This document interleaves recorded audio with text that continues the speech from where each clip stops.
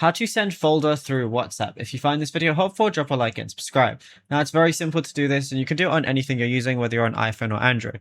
So all you want to do is go over to your WhatsApp chat and then go over to the plus icon on the left. Then you're going to see document right here. Now I can choose from files, choose a photo or video, or I can scan a document. But I want to send a folder. So what I'm going to do is go over to the files application.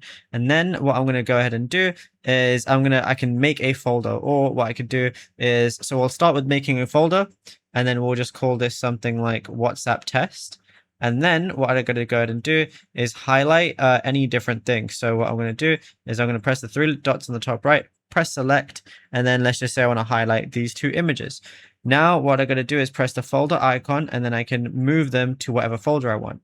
So now I'm going to scroll down until I find the WhatsApp test folder and press move. Then all I'm going to do is long press on it, and then I can see a lot of different options right here. I'm going to press compress. Now once it's compressed, as you can see, it's now a zip file. So now I can send that.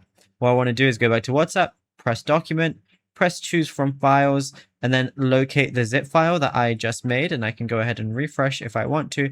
But that's it. Once you find it, that's it. You'll be good to go.